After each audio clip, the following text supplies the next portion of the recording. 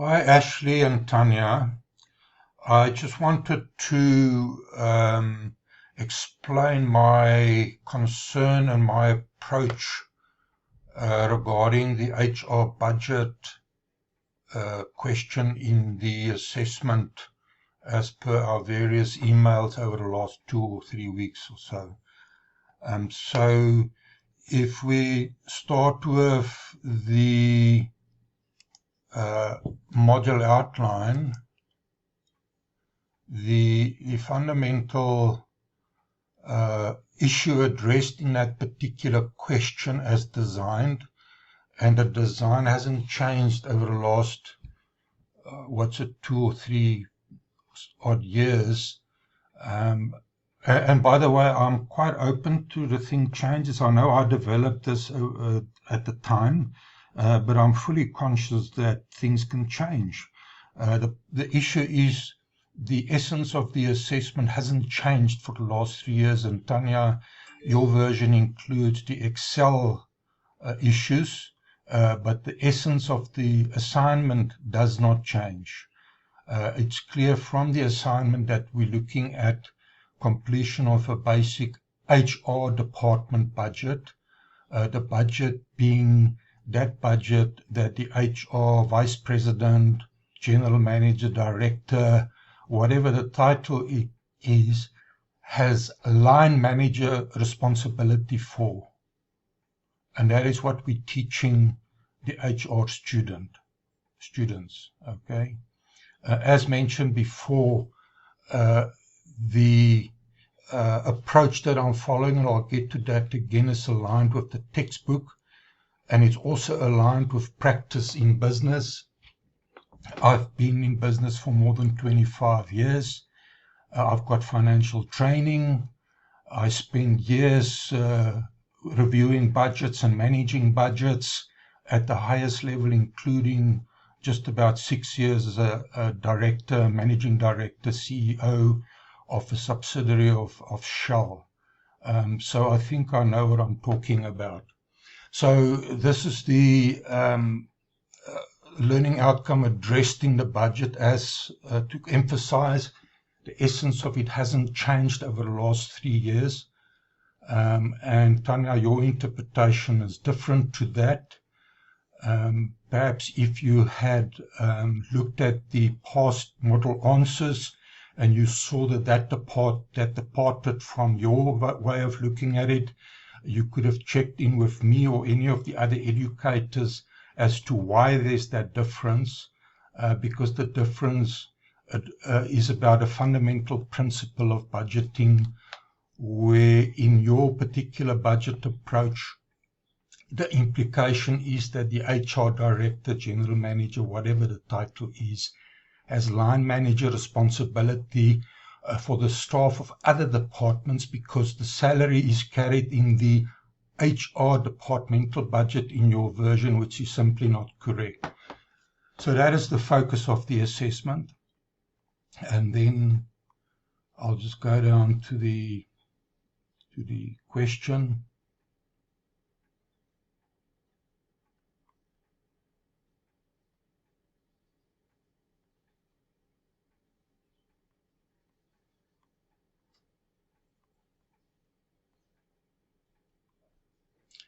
So this is the budget question.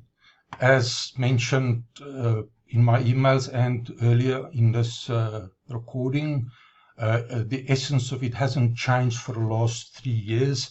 The focus is on the HR departmental budget, and it's clear from the numbers in the template here that shows the previous year actual plus 3 months estimate as being the HR department budget.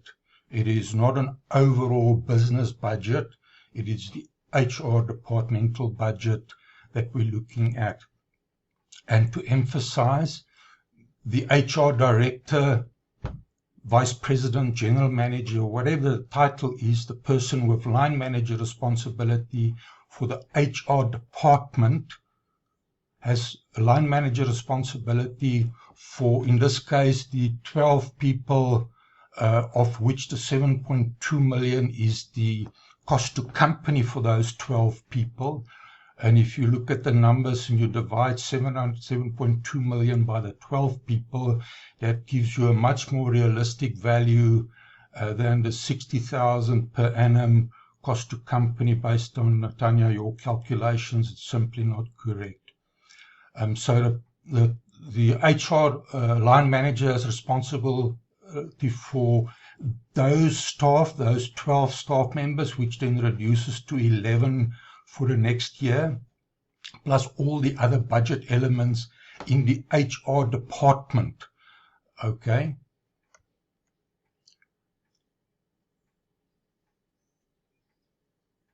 So let's just go back here. So this is the essence of the assessment. It starts over here, and let me show you my version of the Excel model answer.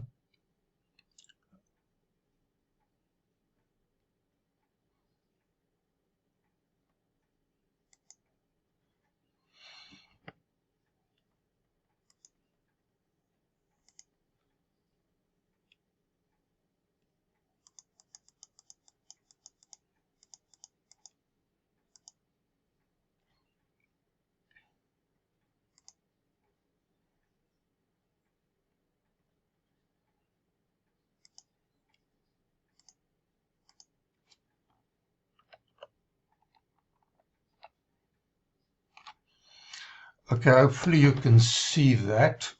And let me go to the Excel spreadsheet which I've developed. I tweaked yours, Tanya. So you'll see I arrived at 105 marks. I've taken the liberty of trying to simplify the allocation of marks, and that can then be converted into the 50 marks that the question carries in the total assessment.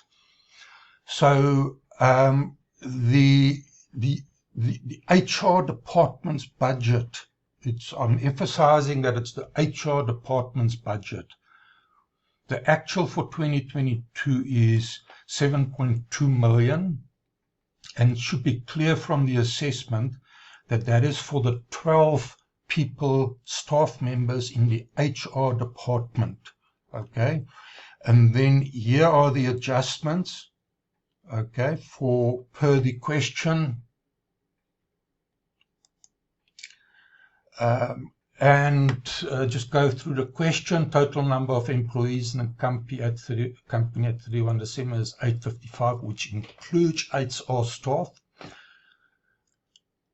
And maybe trying to explain this from a different angle, the 855 staff plus then the adjustments which follow in the next couple of points, that simulates, in terms of our explanation to students, the role that HR might play as a coordinator, as a task, to draw up an overall worksheet, let's say, or whatever form it takes, with all the staff in a business, even cost allocated to that, and then estimates of how it might change, so that the CEO and a board can have an overall view of the company HR staffing situation. It is also the model from which HR can determine what they need to do to ensure that the HR department can provide appropriate support services to service the other departments in terms of their headcount, in terms of issues such as we've got in the budget over here, which would be helping with recruitment costs, agency fees. The HR staff might have to travel to support business if it's outlying areas, which this implies. It needs to have other budget items that support the business. So that's the role of the overall budget. It's to give HR an idea of the level of support they need to give. That overall work plan, staffing personnel plan, is then, after it's been drawn up, filtered through and allocated to the various departments, okay, of which HR then has a complement of 12, which is adjusted down to 11, and the other departments have their share of the 855, which will then be adjusted number. For example, in production, there may be of the 855, 300 direct laborers, and I don't know, let's say 50 managers and admin staff and so on, which the production manager has line manager responsibility for, and consequently carries that in their budget. It's not in the HR budget. Tanya, with respect, your version says that the production staff in this example is carried in the HR department budget, and that is simply not correct. So this is the budget. Where was I? Here, the adjustments to that. So that is 12, and then with all the adjustments, it means that there's a net reduction in HR staff of 1. So in the end, the total budget for the HR department staff estimated for the next year is the 7.2 million plus those adjustments, which is that 5.9 million, and then the 6% salary increase for the HR department's staff, and the final budget for 2023 for the HR department, which represents 11 people, is the 6.3 million indicated over there. So in terms of my suggestion, in terms of the grading, to make it simple rather than arbitrarily indicate either 3 or 2 or 1 mark to the various calculations, is that there are 2 numbers here, so there are 2 points there, 2 marks, there are 2 numbers, 2 marks, there are 2 numbers, 2 marks, 2 marks, 2 marks, so the same principle.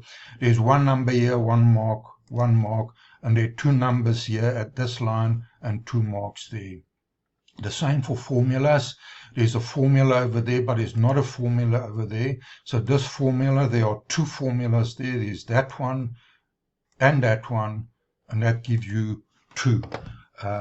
Okay, and then the adjustments are just numbers being slotted in, and that is a formula, so that carries 1 mark. That's a formula, that carries 1 mark, and then that's a formula, and that is a formula, and you get 2 marks allocated to that. I'm not going to go through everything in this worksheet, but the same principle is what I'm suggesting that we follow to make it as simple as possible for the grader. And then I also disagree that we should give marks for formulas even if they're incorrect. I think that sends the wrong message to students.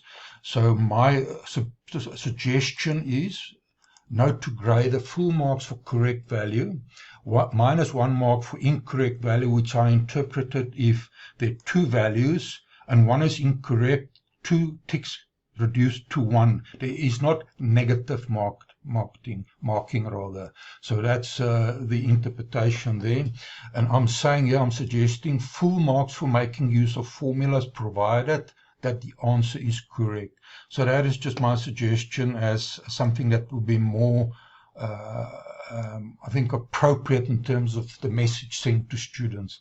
If we are going to bring in Excel as an issue, then it should be graded accordingly, and so on. So here the budget assumptions is a bit more extensive, Tanya, than what you had in your document, and it just reflects the various elements, I think B, and some of, and then the other assumptions. So let me just go through that briefly.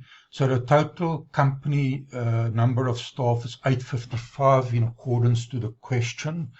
The HR staff, there are 12 of those. And then in terms of budget item number B, it says the sales division predicts an increase of 10% in sales volume. Because of planned increases in productivity and excess capacity of current staff, staffing levels, excluding the HR department, are expected to rise at only 2.5%. So you need to make an adjustment to the 855, deduct the 12, arrive at 843, and then apply 2.5% to the 843. Tanya, in your version, you ignored that specific instruction, and you used 855 and multiplied that by an increase of 2.5%. So this is the correct way of doing that.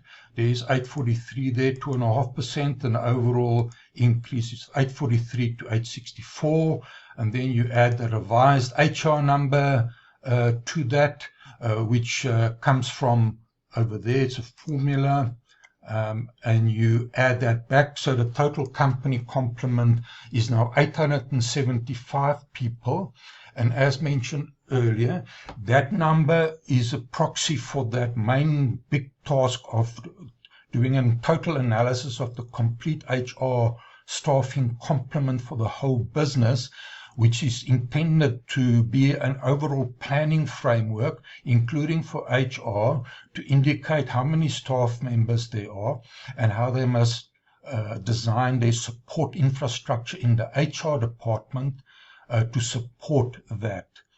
Okay, so this is a proxy of that, and that 875 total company staff, including HR employees, is the number used in some of the calculations below to arrive at the budget elements.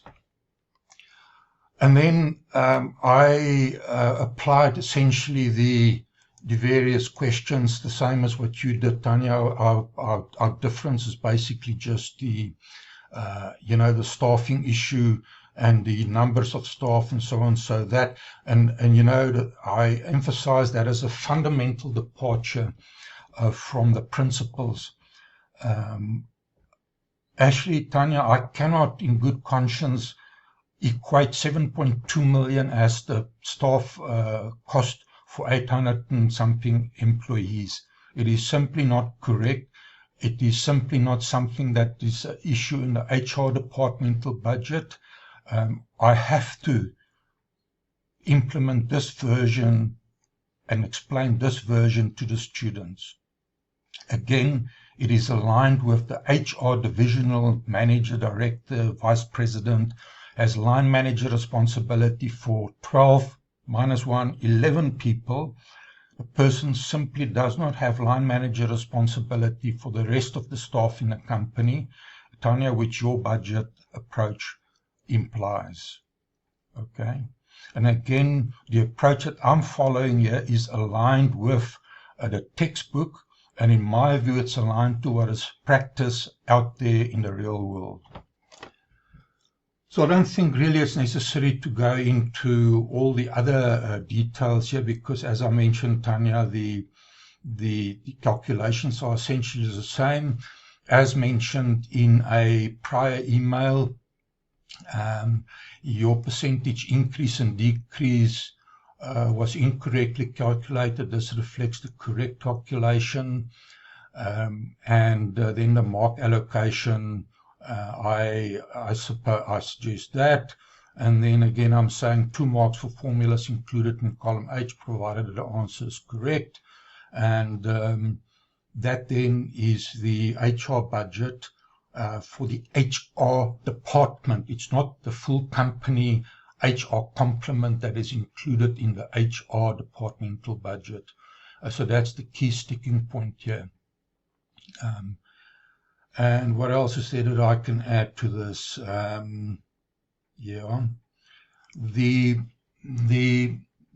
This approach with the HR department only carrying the 12 minus 1, 11 people in the HR department's budget is aligned with, as I mentioned, practice and the textbook. So I'll just, again, I mentioned this in one of my emails. I will just again come back to this. So in the budget chapter in the textbook, The example used is for the marketing department. And let's just see if I can increase this. No, that's a search button, sorry. How can I increase this? Anyway, hopefully you can see that. But that is the marketing budget for the marketing department. And in this case, it's 12 months and then a total there. And it is very clear in a textbook that personnel cost is included in the departmental budget. It is not included in the HR departmental budget. So there's salaries and wages, benefits, commission and bonuses, and then the rest of the budget elements. So this then is the approach in a textbook. And if that was production budget, it would have been the same thing. It was the finance department, it would have been the same thing with salaries included in that. And the same principle for the line manager of the HR department. He or she carries the budget for the HR department, for which they have line manager responsibility, and they will have the staff year for the HR department. So is there anything that I'm missing? Let me just see here.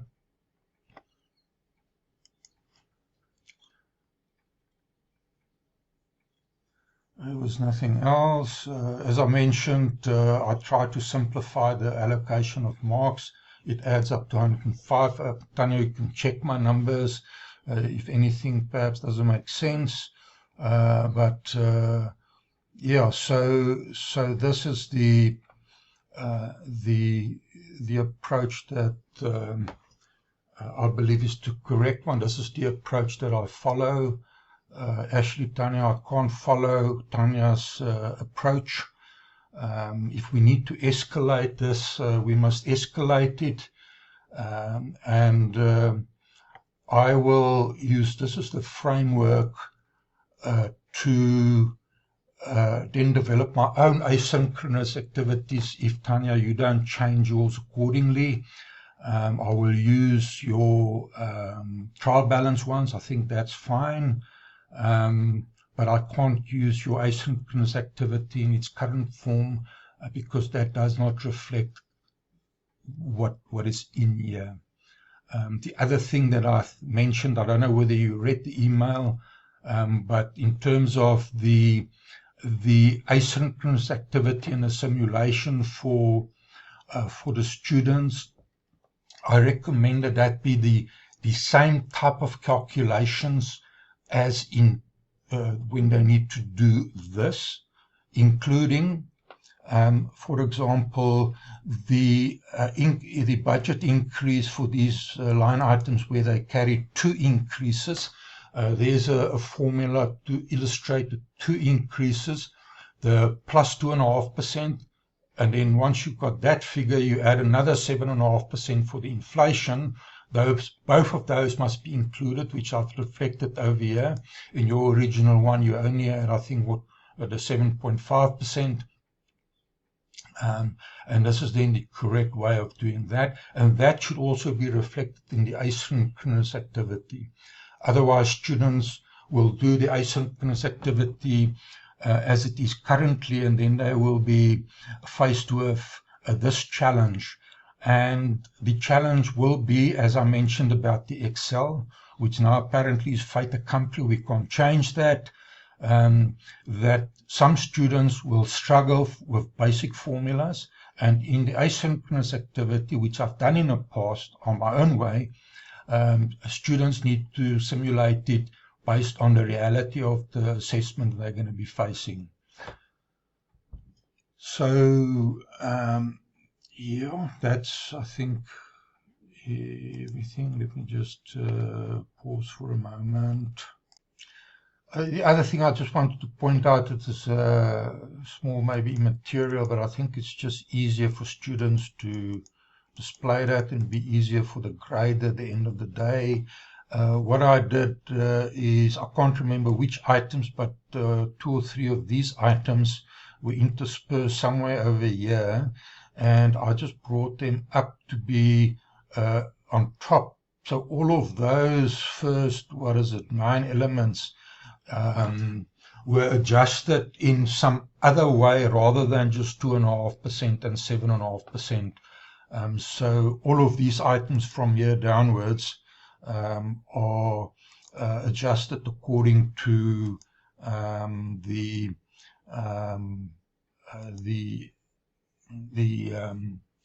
2.5 and 7.5 percentage increases.